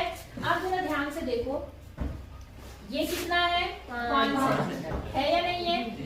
और ये टोटल कितनी है 8 है। यहाँ से लेकर यहाँ तक कितनी होगी 4 होगी या नहीं होगी? तो ये 4 होगी। तो पहले हम ये देखते हैं कि ये कितनी है 3। पाइथागोरस प्रमेय में आपको पता है कर्ण का स्क्वायर बराबर लंब का स्क्वायर प्लस आधार का स्क्वायर। तो अगर आप पाइथागोरस यूज करेंगे तो ये कितना आ गया 3 आ गया। मान लो इसका नाम दे दिया हमने O दे दिया, इसका नाम मान लो R दे दिया, जो भी देना है। बात समझ आई आपको? अब मेरा सोचो इसमें हम क्या कर सकते हैं, आपको ये निकालना है। क्या निकालना है? ये निकालना है। आप एक काम करो, आप त्रिभुज लो, कोशिश करते हैं। मान लो हमने इसको ले लिया x, ठीक है, और इस वाली भुजा को क्योंकि हमें ये पता नहीं है हम इसको मान लेते हैं y। कहाँ से कहाँ तक? यहाँ से। समझ आया आपको? ऐसा हम इसलिए कर रहे हैं क्योंकि आपने जो पढ़ा है अभी तक हम जो सवाल करते थे उसमें क्या होता था, आपको ये या ये दी होती थी तो ये पूछ लेता था, या ये दी होती थी तो ये पूछ लेता था, है ना? तो पूछ लेता था। इसमें इसने आपको क्या दिया है, एक दूसरी तरह से सवाल दिया, इसमें क्या दे दिया, जीवा दे दिया। आई बात समझ में? तो हम इसमें 2 त्रिभुज लेके थोड़ा सा कोशिश करते हैं। एक त्रिभुज में ये वाला लेना चाह रही हूँ, कौन सा वाला? नाम बोलो। PRT लेना चाह रही हूँ, और दूसरा त्रिभुज ये वाला लेना चाह रही हूँ OPT। कौन सा लेना चाह रही हूँ? OPT। और इनमें लगाना चाह रही हूँ मैं पाइथागोरस थ्योरम। क्या लगाना चाह रही हूँ? पाइथागोरस। देख रहे हो बेटा, ये मत सोचो कि मैं यहाँ कर रही हूँ ना काम, मेरी नजर तुम पे नहीं है। समझ रहे हो? इसी कारण तो तुम बिल्कुल पीछे हो गए, जो कि क्लास का टॉपर लड़का था। बात समझ आ गई आपको? अब देखो यहाँ पर पहले मैंने ये त्रिभुज लिया, तो इसमें ये कौन नब्बे अंश है, तो यहाँ पे कर्ण का स्क्वायर मतलब किसका स्क्वायर? x का स्क्वायर बराबर किसका हो जाएगा? लंब का स्क्वायर प्लस आधार। लंब कितना है? 4 का स्क्वायर और प्लस y का स्क्वायर। यहाँ तक समझ आया? थोड़ा इसको और सॉल्व कर लेते हैं। x square plus x square बराबर 16 और प्लस y स्क्वायर। चलो जरूरत पड़ेगी तो हम आगे पीछे कर लेंगे। इतनी बात समझ आई? अब हम ये वाला त्रिभुज ले रहे हैं। कौन सा वाला? बड़ा वाला। तो बड़े वाले त्रिभुज में फिर से पाइथागोरस थ्योरम लगाएंगे। तो इसमें 90 कौन सा वाला कोण होगा? P वाला। क्योंकि स्पर्शरेखा त्रिज्या के साथ हमेशा कितने अंश का कोण बनाता है? 90 अंश का। बात समझ आ गई आपको? तो उस हिसाब से कर्ण कौन सी पूछा होगा? ये वाली। कौन सी वाली? OT। अब OT में देखो 2 भाग है, एक है 3 और एक है क्या? y। तो 3 प्लस y का स्क्वायर, क्योंकि ये कर्ण है, बराबर क्या हो गया? 5 का स्क्वायर 25 और प्लस किसका स्क्वायर? x का स्क्वायर। यहाँ तक समझ आया नहीं आया? पक्का बताओ। x स्क्वायर है वहाँ पर, यहाँ पर भी x स्क्वायर है। इस x स्क्वायर का मान आप यहाँ से वहाँ रख दो। नहीं आई बात समझ में? x स्क्वायर की जगह पर ये मान वहाँ रख दो, तो देखो कितना बन गया आपका? इसका होल स्क्वायर खोल दें। देखो a प्लस b का होल स्क्वायर, समझ गए? 2ab हो गया। और यहाँ कितना आया? 25। कौन है बाहर? 25। और y x स्क्वायर की जगह कितना आ जाएगा बताओ? 16 प्लस y स्क्वायर। कितना आ गया? 16 प्लस y। यहाँ से समझ आया? देखो इस y से y क्या हो गया? अब जितने भी संख्याएं हैं उनको देख लो क्या क्या बची। यहाँ देखो बच्चों हल्ला मत करो। 16 में से ये कितना आ गया? 1 41 आ गया, और ये 9 प्लस का इधर आके क्या माइनस 9 और बराबर 6y। समझ गए नहीं समझे? अब इसे माइनस करो तो कितना आएगा? 2 32 और यहाँ पर y। अब इसे क्या होगा? y का मान निकालो। y बराबर 32/6। यहाँ पर कितना आ गया? 3 और यहाँ कितना आ गया? 16। 16/3 तो किसका मान आ गया? y का। लेकिन हमें किसका मान चाहिए? x का। तो किसी एक इक्वेशन में मान रख दो, इसी में रख दो। तो यहाँ से देखो क्या हो जाएगा आपका? x स्क्वायर बराबर कितना? 16 plus y square. 16 plus y square मतलब कितने का स्क्वायर? तो 16 का स्क्वायर कितना होता है? 156। नहीं, हाँ 6 3 36, 6 9 और कितना हो गया? 16 6 5 256। कितना होता है? 256 बटे कितना आ गया? 9। 3 आएगा कि 9 आएगा?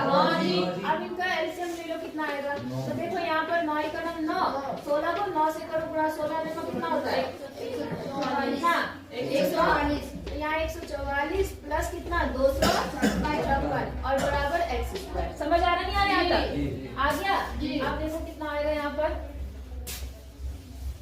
यहाँ पर जोड़ लो, कितना बना देखो, 6 और 4 10, 5 और 1 10 हो गया, फिर से यहाँ से 1 और यहाँ पर 4 बटे 2।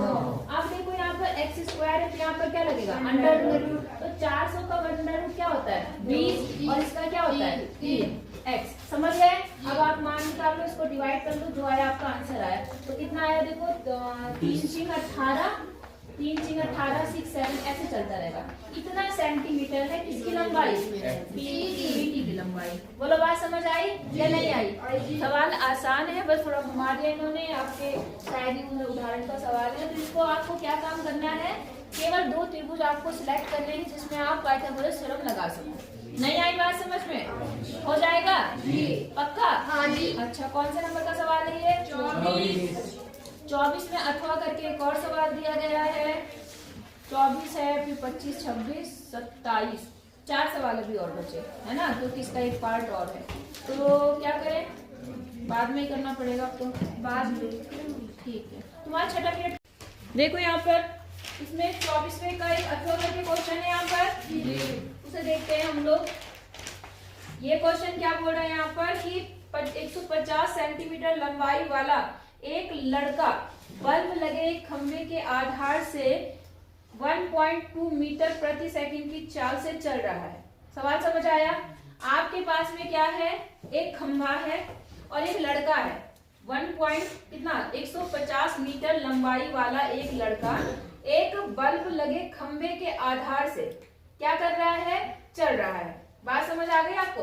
ये खंभा है, ठीक है, और यहाँ से एक लड़का है जिसकी लंबाई लगभग 1.5 मीटर है, ठीक है, 1.5 सेंटीमीटर, हाँ 1.5 मीटर है। वो क्या काम कर रहा है, इधर से, इसमें बल्ब लगा हुआ है खंभा, इससे इधर की तरफ जा रहा है और उसकी स्पीड कितनी है 1.2 मीटर प्रति सेकंड, ठीक है। इस रफ्तार से वो लड़का जा रहा है। बात समझ आ गई आपको? यदि बल्ब भूमि से 4.5 मीटर की ऊंचाई पर है, बल्ब कितने मीटर की ऊंचाई पर है, यहाँ से बल्ब की ऊंचाई है 4.5 मीटर। समझ आ गया आपको? अच्छा, तो 4 सेकंड बाद उस लड़के की छाया की लंबाई ज्ञात कीजिए। कितने सेकंड बाद? 4। आई बात समझ में? अब आपको पता है कि ये जो खंभा है इसकी छाया भी इधर बनेगी। खंभा तो क्या ही छाया बनाएगा, खंभा नहीं बनाएगा, लेकिन इसकी बल्ब के कारण उस लड़के की छाया बनेगी। उस लड़के की क्यों? क्योंकि देखो उसके ऊपर लाइट पड़ेगी और लड़का इधर को जा रहा है, तो जाहिर सी बात है उसकी छाया इधर को बनेगी। बनेगी नहीं बनेगी? कल बताया था मैंने, छाया किधर बनती है, मतलब रोशनी के विपरीत। बात समझ आई आपको? जैसे अभी आप देखो रोशनी उधर से आ रही है तो मेरी छाया किधर को बन रही है, पीछे की तरफ बन रही है। समझ आ रहा है आपको? तो वैसे ही जैसे वो लड़का इधर की तरफ बढ़ रहा है, तो यहाँ पर क्या है, ऐसी एक जगह होगी जहां पर उसकी छाया की लंबाई कितनी होगी, 4 सेकंड बाद बताना। कितने सेकंड बाद? 4। मतलब लड़का यहाँ से चलना शुरू हुआ और यहाँ तक चल चुका, कितने सेकंड चला वो, 1.2 सेकंड। कितने सेकंड चला? अब 4 सेकंड बाद लड़का यहाँ पर होगा, उस समय इसकी छाया कितनी होगी, कितनी लंबी होगी, वो आपको क्या करना है, निकालना है। यहाँ से लेकर यहाँ तक की दूरी आपको निकालना है। बात समझ आया या नहीं आई? आप थोड़ा सा इसको थोड़ा त्रिभुज का आकार दे दो ताकि आपको सॉल्व करने में दिक्कत ना हो। ये लड़का हो गया और यहाँ पर ये इसकी क्या हो गई, छाया। सवाल समझ आई नहीं आई आपको? आ गई? अच्छा, चलो लगाने की कोशिश करते हैं हम इसमें। सवाल तो समझ में आ गया आपको? लड़के की लंबाई कितनी है, 150 मीटर। कितना? 150 मीटर होगा कि सेंटीमीटर? मीटर बोल रहे हैं आपको। मीटर मतलब समझ रहे हो कितना होगा, 150 मीटर मतलब यहाँ से लेके उस खंबे तक, समझ गए, उस पेड़ तक। और लड़का कितना होगा, सेंटीमीटर मतलब 1.5 मीटर करीब लड़का होगा। नहीं आई बात समझ में? इतना आपको समझ आया जी? अच्छा, चलो अब कोशिश करते हैं इसे लगाने की। अगर इस त्रिभुज को आप ध्यान से देखो, ये रेखा इसके क्या है, समांतर है या नहीं है? तो अगर हम समांतर वाला रूल अप्लाई करें तो भी हो सकता है, इतना बटे इतना बराबर इतना बटे इतना। समझ आ रही बात आपको? लेकिन एक चीज आपको क्या चीज होगी कि यहाँ पर आपको ये दूरी नहीं पता है। अगर ये दूरी मिल जाए तो आप तुरंत इसको निकाल लेंगे। कैसे? इतना बटे इतना बराबर इतना बटे इतना भी तो होता है। इतना बटे इतना बराबर इतना बटे इतना, होता है नहीं होता? होता है। तो उस हिसाब से भी हम निकाल सकते हैं, क्योंकि ये दोनों ही त्रिभुज कैसे हैं? समरूप है, और समरूप त्रिभुज की भुजाएं क्या होंगी? संगत होती है। पता है संगत भुजाएं समानुपात में होती है, क्योंकि ये कोण इसके बराबर होगा, ये कोण इसके बराबर होगा, ये उभयनिष्ठ होगा, तो ये त्रिभुज इस बड़े त्रिभुज के क्या होगा? समरूप। तो वो रूल हम क्या कर सकते हैं? अप्लाई कर सकते हैं। अब अप्लाई करने के लिए पहले आपको ये चाहिए 4 तो गुणा हम इसको- 1.2 जी। मान लो ये ए बी हो गया, ठीक है, यहाँ तक की दूरी सी हो गई, यहाँ तक की डी हो गई, लड़का जो है वो ई सी हो गया। बात समझ आ गई आपको? तो हम ये देखेंगे 4 सेकंड में इस बच्चे ने पहले कितनी दूरी चली। बात समझ में आ गई? तो आपको पता है चाल बराबर क्या होता है? चाल बराबर दूरी बटा यही होता है ना। अब देखो लड़का लड़की की चाल कितनी है? 1.4 मीटर प्रति सेकंड, ठीक है, मीटर प्रति सेकंड उसकी चाल है। दूरी आपको क्या करनी है? निकालनी है। कितने सेकंड चला लड़का? 4। अब आप क्रॉस मल्टीप्लाई करोगे तो इधर आके क्या हो जाएगा? गुणा होगा नहीं होगा? तो यहाँ पर 12 बार 12 चौक 48, 4.8 मीटर वो लड़का क्या होगा? चला। मतलब यहाँ से लेकर यहाँ तक की दूरी कितनी है? 4.8 मीटर। बोलो बात समझ आई या नहीं आई? यहाँ तक क्लियर हुआ? अगर यहाँ तक क्लियर तो बाकी सब क्लियर हो गया। अब आप बोलेंगे क्योंकि ये त्रिभुज इसके क्या है? समरूप। त्रिभुज कौन सा बोलो? नाम बोलो। ए बी डी समरूप है किसके? डी। बोलो बात समझ आई या नहीं आई? कैसे आई वो बता देना कि ये कोण इसके बराबर, ये कोण इसके, ये कोण इसके। समझ गए? तो जब त्रिभुज समरूप है तो संगत भुजाएं क्या होंगी? समानुपात। तो इसके संगत कौन सी वाली के? डीसी। डीसी के संगत कौन सी? डीसी के संगत कौन सी भुजा? ईडी नहीं होगी, बीडी होगी। कौन सी होगी? नहीं समझे? इस वाले त्रिभुज के, क्योंकि यहाँ पर ये कोण इसके बराबर, तो इसके सामने की भुजा ये और इसके सामने की भुजा ये, तो ये इसके संगत है। आई बात समझ में? और ये वाली किसके संगत है? एबी के। कौन सी वाली? ईसी या सीई संगत किसके है? तो हमें इन्हीं की जरूरत है, तीसरी वाली को लेने की जरूरत नहीं है। बात समझ आ गई आपको? अब सारे मान रख दो, ठीक है। तो मान रखो, इसको आपने क्या माना है? x मान दिया।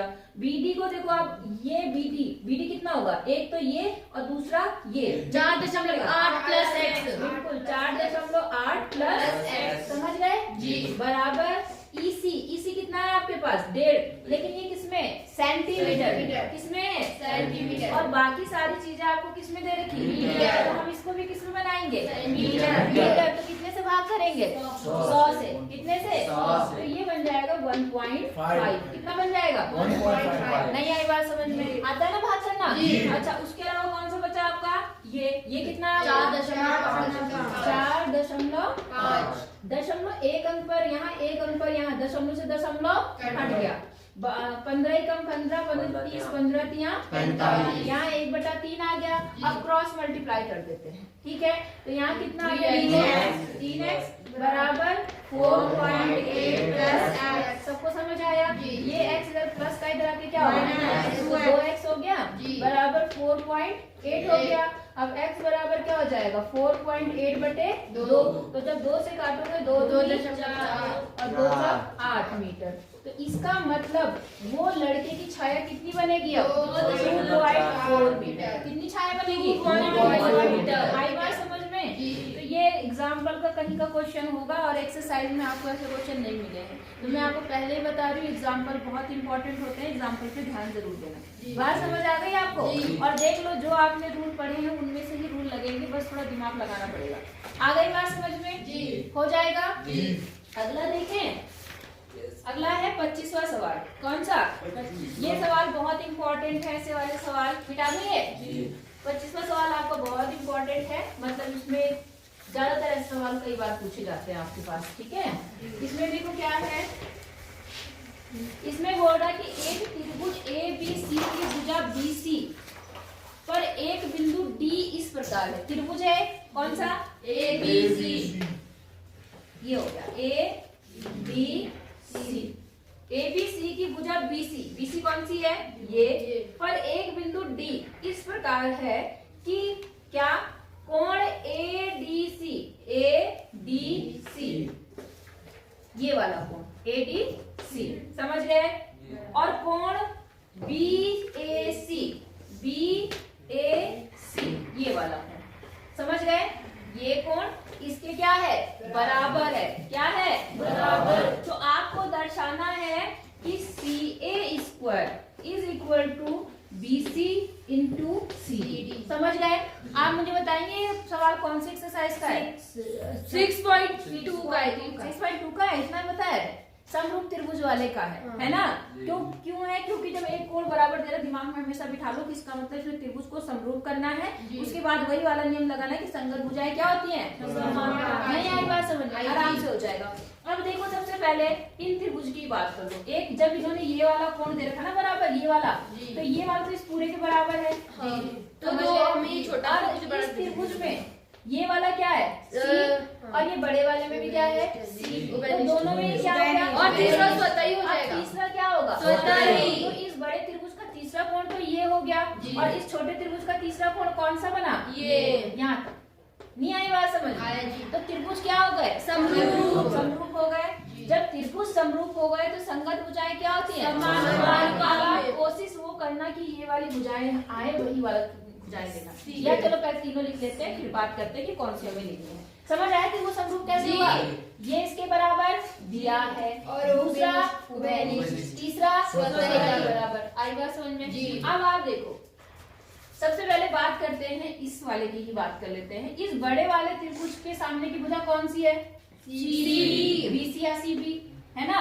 ये अब इसके बराबर कौन सा कोण है, ये। तो इसके सामने की भुजा कौन सी है, AC। ये हो गया एक समानुपात। समझ आया नहीं आया, बराबर। अब आ जाओ 2 पर। तो बड़े वाले त्रिभुज के सामने की भुजा कौन सी है, AB। और बटे छोटे वाले के सामने की AD, इसका नाम दे दो AD। नहीं आई बात समझ में? तो यहाँ पर क्या हो गया, AD। समझ आया, बराबर। तीसरा देखो क्या है, तीसरा कोण कौन सा बराबर है, ये वाला। तो बड़े वाले को लेते हैं पहले। तो बड़े वाले के सामने की भुजा कौन सी है, AC। और छोटे वाले के सामने की भुजा तीसरा कोण है, CD। समझ आया आपको, नहीं आया? अब आपको जो भुजाएं वहां दी केवल उन दोनों अनुपात करो। कौन कौन सा है आपके पास, AC का AC वाला है। और कौन सा है आपके पास, CD वाला है, ये वाला है। तो इन दोनों को लो, इसको छोड़ो। आई बात समझ में? तो जब आप ये लेते हैं BC AC बराबर AC CD, बोलो बात समझ आई? क्रॉस मल्टीप्लाई कर दो। क्या कर दो, इसको यहाँ, इसको यहाँ। तो AC² बन गया बराबर क्या बन गया, BC इंटू CD। और यही आपको प्रूफ करना है। 5 नंबर का सवाल यूं आया, फटाफट। कठिन है? नहीं जी। है कठिन? नहीं जी। लेकिन थोड़ा सा सोचना तो पड़ेगा। नहीं आई बात समझ में? तो हो जाएगा, 5 नंबर मिल गए। अक्सर ऐसे सवाल बहुत इजी होते हैं, थोड़ा दिमाग लगाना है बस, हो जाएगा ना जी। अगला देखें, 26वां सवाल। 26वां सवाल जो आ रखा आपकी इस 24 वाले पेपर में, वो क्या है, ध्यान से देखना। कह रहा है एक तंबू एक बेलन के आकार का है। ये तो वही सवाल है। हाँ, जिस पर एक शंकु क्या है, अध्यारोपित। एक तंबू है जो बेलन के आकार का है ऐसा, और उसके ऊपर क्या है, सर्कस वाला शंकु अध्यारोपित है। शंकु अध्यारोपित मतलब उसके ऊपर एक शंकु जैसा है, ठीक है ना। यदि बेलनाकार भाग की ऊंचाई और व्यास कितना है, बेलनाकार भाग की ऊंचाई इन्होंने बोला 2.1 मीटर और व्यास 4 मीटर, कितना है, 4 मीटर। तथा शंकु की तिर्यक ऊंचाई ये वाली कितना है, 2.8 मीटर। तो शंकु को बनाने में प्रयुक्त कैनवास का क्या निकालना है, कितना आसान सवाल है। इसका तो वो पृष्ठीय क्षेत्रफल निकालना पड़ेगा। पृष्ठीय क्षेत्रफल समझ गए ना। तो इसका और इसका वक्र पृष्ठीय क्षेत्रफल दोनों जोड़ लो, क्योंकि तंबू के नीचे तो नहीं बनता तंबू। तंबू कहाँ बनता है, ऊपर ही ऊपर का प्रयुक्त होता है ना। कैनवास तो इन्होंने कहा नीचे लगाया कि नहीं लगाया, इन्होंने अगर कहीं लगाया नहीं, अगर वो नीचे मान लो बिछाता कैनवास को तो बोल भी देता। लेकिन तंबू किससे बना है, केवल इस वाले भाग से और इस वाले, तो दोनों का मिलकर क्या निकालेंगे, पृष्ठीय क्षेत्रफल निकाल लो। तो आप लिखो तंबू में बने, तंबू को बनाने में, तो आप पूरा लिखेंगे मगर लिखने का तरीका पेपर में ऊंचाई ये है, एल ये है, आर ये है, ये सारी चीजें लिखोगे पहले, तब लिखोगे। तंबू को बनाने में लगे कैनवस का क्षेत्रफल कितना आएगा? उसमें दो क्षेत्रफल सम्मिलित है, एक किसका? बेलनाकार भाग का, ठीक है, प्लस किसका? शंकुआकार भाग का क्षेत्रफल पूरा लिख देंगे आप। बेलन का क्षेत्रफल का सूत्र क्या होता है? 2 pi r bracket h plus r। नहीं, h two plus pi r r two pi R. वो तब होता है जब ऊपर और नीचे शंकु बंद होता है। यहाँ बंद है, ढक्कन वाला बेलन है। तो 2 पाई r h और शंकु का क्या होता है? पाई r l होता है। और देखो इसमें खास बात क्या है, 5 नंबर का सवाल है, इसने l पहले ही दे दिया, आपको l भी नहीं निकालना। बात समझ आई? तो देखो ज्यादा आसान सवाल बना नहीं बना। अब देखो मान रख दो, कुछ कॉमन है, कॉमन ले लो, क्योंकि त्रिज्या जो है वो एक ही किसी के ऊपर अध्यारोपित है, तो ये मान के चलेंगे कि दोनों की त्रिज्याएं क्या होंगी? पाई और r में पाई r कॉमन ले लो, 2h प्लस l। पक्का जी। अब ठीक है, 22/7 r कितना बनेगा? 2 बनेगा, ठीक है। और यहाँ पर आ गया 2h, h कितना है? 2.1 और l कितना है? 2.8। यहाँ तक किसी को कोई डाउट है? ठीक है, अब फटाफट सॉल्व कर लो। 22/7 × 2, यहाँ पर करोगे तो कितना होगा? 2 और 4.2 होगा और प्लस 2.8 होगा। इतना समझ आया? अब पहले हम ब्रैकेट को सॉल्व करते हैं, इसको हम आपस में क्या करेंगे? जोड़ देंगे। तो यहाँ 10 का 0 कितना हो गया? 7। समझ आया आपको? अब 7 है, दशमलव के बाद 0 की कोई वैल्यू होती है नहीं, तो इसका मतलब 7 ही है। इस 7 से ये 7 क्या हो गया? 22 दूनी 44 मीटर। मीटर है सेंटीमीटर? मीटर ही होगा। मीटर स्क्वायर आपका कैनवास प्रयुक्त होगा। 5 नंबर में इतना आसान सवाल। बोलो कठिन है? नहीं। हो जाएगा। अगला देखें कि नहीं देखना? बोल ही नहीं रहे, तुम्हें तो बोलने में भी ठंड लग रही है। चले आगे देखें। अगला सवाल है अथवा करके कारण पीछे है। चलो देखते हैं पीछे कौन सा सवाल दिया है। 26 का अथवा करके ये कह रहे एक सवाल और दिया है, ठीक है, तो वो भी देख लेते हैं। ये है 26, ठीक है ना। इसमें क्या बोल रहा कि 12 सेंटीमीटर त्रिज्या 12 सेंटीमीटर वाले एक वृत्त की कोई जीवा केंद्र पर 120 अंश का कोण अंतरित करती। इतना आसान सवाल है। ये है जीवा, एक जीवा केंद्र पर कितने अंश का कोण बना दे? 120। और इसकी त्रिज्या कितनी है? 12 सेंटीमीटर। समझ गए जी? संगत वृत्तखंड की क्या निकालनी है? क्षेत्रफल। वृत्तखंड बोल रहा है, क्या बोल रहा है? कौन सा वाला भाग? बड़ा वाला वृत्तखंड, ये वाला। अच्छा हाँ। संगत वृत्तखंड मतलब जो इस त्रिज्यखंड से बना उसका आपको क्या वृत्तखंड। जब तक वो संगत वृत्तखंड बोल रहा है, आपको ये निकालना। त्रिज्यखंड बोलेगा तो पूरा करवा। ये तो वृत्तखंड का क्षेत्रफल माइनस त्रिभुज का क्षेत्रफल। हाँ, त्रिज्यखंड का, वृत्तखंड का नहीं। पहले त्रिज्यखंड का निकाला है, त्रिभुज का माइनस त्रिभुज का क्षेत्रफल। त्रिज्यखंड का तो आपको पता है θ/360 r² आती है। बात किसकी? त्रिभुज 1/3 गुणा भुज इसका, है ना। तो हमें क्या करना है, पहले इसका क्षेत्रफल निकालना पड़ेगा। इसका समझ गए आपको कि नहीं समझे? अब इसका क्षेत्रफल निकालने के लिए मैंने और कोई हिंट दे रखी है, देख लेते हैं एक बार। नहीं दे रखी है 1/3। तो हम इसका कैसे निकालेंगे, ध्यान से समझना, ठीक है। आपको त्रिज्या दे रखी है जी। आपने ट्रिग्नोमेट्री पढ़ी है जी कि नहीं पढ़ी है? पढ़ी है जी। पढ़ी है ना जी। अब देखो क्या होगा, मैं यहाँ पर देखो ये टोटल कोण कितना है? 120। आपको पता है त्रिभुज के तीनों कोणों का योगफल कितना होगा? 180। 120 में से 180 गया, 180 में से 60, तो 60 में से 30 ये होगा, 30 ये होगा। नहीं आएगा समझ? आपको त्रिभुज का जो क्षेत्रफल होता है वो एक फॉर्मूला पता है, 1/2 आधार गुणा ऊंचाई। पता है ना आपको? तो किसी तरह से अगर आपको ये मिल जाए और ऊंचाई मिल जाए तो आप निकाल सकते हैं इसको। हाँ जी। नहीं निकाल सकते। आप इस सूत्र से लगाओ, उसके बाद अगर आधार मिल गया तो आप हीरोन का सूत्र भी लगा सकते हो। अलग अलग तरीके से आप कर सकते हो। तो मैंने आपको क्या बोला है, जैसे आपने त्रिकोणमिति का अनुप्रयोग पढ़ा ना, वही सेम चीज में फिर उसके बाद पाइथागोरस में A O B, इसको मान लो D। समझ गए?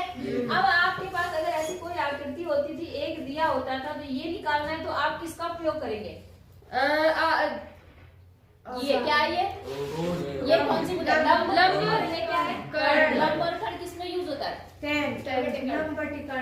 साइन में इसमें यूज होता है साइन में। तो आप लिखेंगे साइन थीटा बराबर लंब बटे कर्ण। तो लंब को मैं x मान लूं जी, तो x बटे कर्ण मतलब 12। साइन 30 की मान कितना होता है? साइन 30 का 1/2। तो ये 1/2 हो गया बराबर x और यहाँ पर 12। क्रॉस मल्टीप्लाई करेंगे तो वो x बराबर कितना होगा? 12 और x बराबर कितना? 6। एक तो मिल गया आपको। क्या मिल गया? ये लंबा 6। समझ आई बात आपको? अब आती है बात आपको जो भी निकालना है। तो इसके लिए और इसके लिए क्या करना है? चलो पाइथागोरस करना चाहते हो तो पाइथागोरस कर सकते हो, अगर यही करना चाहते हो तो ये भी कर सकते हो, आपकी मर्जी। मैंने कहा ना एक सवाल को निकालने के पता नहीं कितने तरीके। आप चाहो तो पाइथागोरस से निकाल सकते हो और चाहो तो ऐसे। तो मुझे ऐसे ज्यादा अच्छा लगता है। तो अब ये आधार और ये क्या है? कर्ण। इसमें यूज होते हैं। तो cos 30 बराबर क्या होगा? इसको मैं y मान लूं, आधार y बटे 12। cos 30 का मान कितना होता है? 1/3। अच्छा नहीं सॉरी, √3/2। तो ये √3/2 हो गया और यहाँ y बटे 12। क्रॉस मल्टीप्लाई करोगे तो 2y बराबर 12√3। समझ गए? y बराबर हो गया 6√3। यहाँ तक समझ आया जी? नहीं आया? ये तो यहाँ से यहाँ तक आया। तो पूरा कितना हो जाएगा? 6√3 में 2 से गुणा कर दो। हाँ, तो कितना बना? 12√3। ये भी आपका आ गया 12√3 सेंटीमीटर। समझ आई बात या नहीं आई? अब त्रिभुज का क्षेत्रफल क्या बन गया? त्रिभुज का क्षेत्रफल। अब या सीधे निकाल दो वृत्तखंड का क्षेत्रफल। ठीक है, निकाल देते हैं ना। वृत्तखंड लिखो वृत्तखंड का क्षेत्रफल। वृत्तखंड का क्षेत्रफल समझ आ रहा है जी?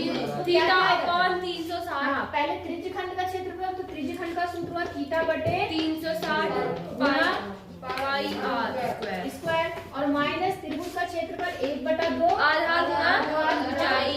समझ गए? तो थीटा कितना है? थीटा हमारा 120 120 बटे 360 गुणा पाई मतलब 22/7। आर कितना है? 12 इंटू 12 माइनस 1/2 आधार। आधा मतलब 12 भी कितना आया? 12√3 और ऊंचाई कितनी आई? 6 आई। समझ आई बात इतनी या नहीं आई? आई जी। इसको सॉल्व करते ही आपका क्या आएगा? आंसर आ जाएगा। ठीक है, इससे काट दो।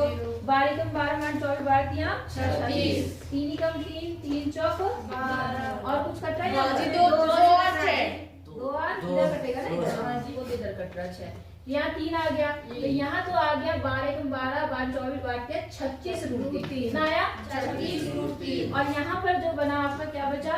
12 और ये और 22 और 4 कितना हो गया? 88। 88 को कितने से गुणा करेंगे? 12 से। तो 8 दूनी 16 8 दूनी 16 और 1 17 और यहाँ 88। ठीक है, 6 7 7 14 15 का 5 हासिल 1 और यहाँ पर 10। कितना आया? 1056/7। आई बात समझ में? अब इसको 7 से भाग भी कर दो, 7 से। ठीक है, तो देखो 1000 कितना है? 56। 7 का नाम 7 3 7 5 35 कट गया जी। अब आपने 6 उतारा, क्या 7 को 6.5 में जाएगा? दशमलव। बस यही गलती करते हो, पहले 0 बढ़ाओ क्योंकि एक अंक उतार चुके हो तो आपको दूसरा अंक चाहिए। तो हम दूसरा अंक से पहले 0 क्या करते हैं? 0 बढ़ाते हैं। पता है ना आपको? अब जैसे 0 बढ़ाए तो हम यहाँ पे आए, हमने देखा अंक ही नहीं है तो अब क्या लगाएंगे? 0। ठीक है, 7 8 56। ठीक है, 4 आ गया। 7 कम 7 7 14 होते हैं कि 7 चौक 28 7 पंचे 35। 5 आ गया। 7 7 49 ये चलता रहेगा। तो यहाँ पर जो बना हम इसे लिखते हैं 150 पॉइंट। इसी को मैं 86 कर देती हूँ। कर सकती हूँ मैं 86 और माइनस। अब देखो यहाँ पे रूट में देना आंसर ठीक नहीं है। आप क्या करो, इसको रूट का मान कितना होता है? √3 का मान 1.7 कितना होता है? 1 या 1.7 से कर दो, आपकी मर्जी। ज्यादा लंबा ना करना चाह रहे तो 1.73 से कर देते हैं। ठीक है, तो देखो 6 बार 6 18 और 6 36 6 से 42 और 43 6 कम 6 4 10। ठीक है, फिर 3 से करो, कितना हो गया? 9 7 21 और 3 और 1 5। समझ गए? देखते रहना। 12 का 2 हासिल 1 यहाँ 2 और यहाँ 6 और दशमलव कितने हैं दो ऊपर? के बाद 8 कितना आया? 62.28 हाँ 62.28 दो नहीं है लास्ट में, 62.28 समझ गए नहीं समझे? अब आपने क्या काम करना है, सिर्फ इन्हें माइनस करना है, आपका आंसर तैयार है। समझ गए नहीं समझे? तो माइनस कर दो, तो माइनस करके कितना है देखो 1 5 16 में से 8 या 8 या 0 8 में से 16 ठीक है और यहाँ कितना है 6 2 2 8 16 में से 8 आठ, 7 में से 4 5 और 5 यहाँ कितना है 2 8 और यहाँ 14 में से 6 गया कितना आएगा 14 में से 6 8 ही आएगा ना 88.58 मीटर स्क्वायर या सेंटीमीटर स्क्वायर सेंटीमीटर स्क्वायर है सेंटीमीटर स्क्वायर समझ आया नहीं आया किसी भी उसमें आपको त्रिज्यखंड तो बताइए आपको त्रिभुज के क्षेत्रफल के लिए होगा थोड़ा सा आई बात समझ में ये नहीं आई समबाहु त्रिभुज होता तो √3/4 भुजा स्क्वायर डायरेक्ट फॉर्मूला बन जाता नहीं आई बात समझ में अच्छा समझ लो। नहीं आई बात समझ में अगर त्रिभुज समबाहु बनता तो आपका डायरेक्ट फॉर्मूला था √3/4 भुजा स्क्वायर बताया हुआ है तो हो जाएगा ये सवाल जी। अब एक लास्ट सवाल आपके इस पेपर का है माध्य माध्य है जी माध्य याद करना है। हाँ ज्यादातर बहुलक पूछेगा माध्य पूछेगा यही सब पूछेगा आपसे कोई दिक्कत नहीं आता नहीं जी। इस सवाल में क्या पूछा है माध्य पूछा ये तो बहुत अच्छी बात है माध्य पूछा है क्या पूछा है माध्य आपको पता है माध्य निकालने के 3 फॉर्मूले बताए इसलिए कोई भी स्पेशल नहीं बोला कि आप किससे निकालो आपकी मर्जी ठीक है। तो देखो यहाँ पर जो वर्ग अंतराल है वर्ग अंतराल ठीक है और यहाँ है बारंबारता मैं उसे F से लिख देती हूँ ठीक है। ये है 15 से कितना 25 से 35 से 35 से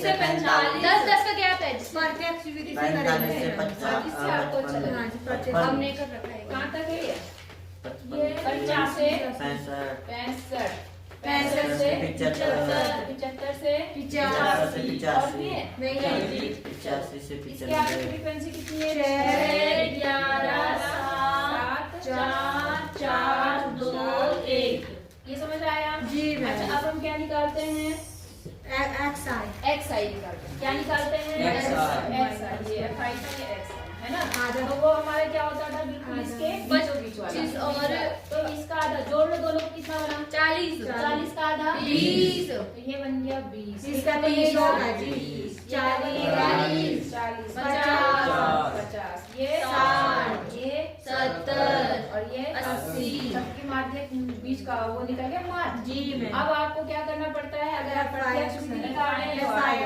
निकालना है आपको प्रत्यक्ष विधि से ठीक है FI XI इन दोनों पूरा करो 120 12 और यहाँ पर करो 11 24 ठीक है 7 चौक 28 और यहाँ पर 5 चौक 20 6 चौक 24 ठीक है और कहाँ गया 7 दूनी 14 थोड़ा मेरा आगे पीछे आप मिला लेना हाँ, 8 का नाम 8 ये इसके सामने का था ये इसके ये इसके समझ गए। अब आपको क्या निकालना पड़ता है जो थीटा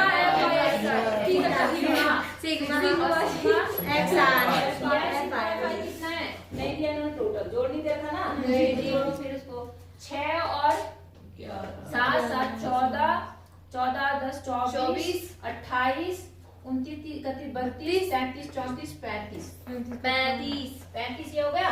अब इधर आ जाओ 0 का 0 अब यहाँ देखो 5 13 17 18 19 21 और 29 का 9 2 3 6 4 जी मेरी माँ इसको जोड़ ठीक है दो था ना तो 3 6 7 8 9 10 11 12 13 आई बात समझ में। अब आपको माध्य का फॉर्मूला पता है क्या होता है सिग्मा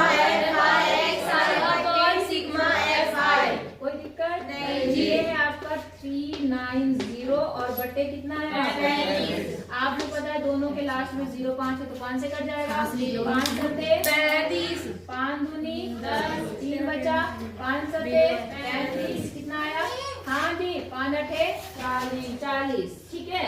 क्या ये 7 से कटेगा 7 या नहीं भाग कर दो, आपका आंसर आ जाएगा। ठीक है, अच्छा, तो ये आगे। तो 7 से यहाँ पर कितना है 2 7 8 कर दो 7 से, 7 या 7 14 7 या 21, 7 या 68 आ गया।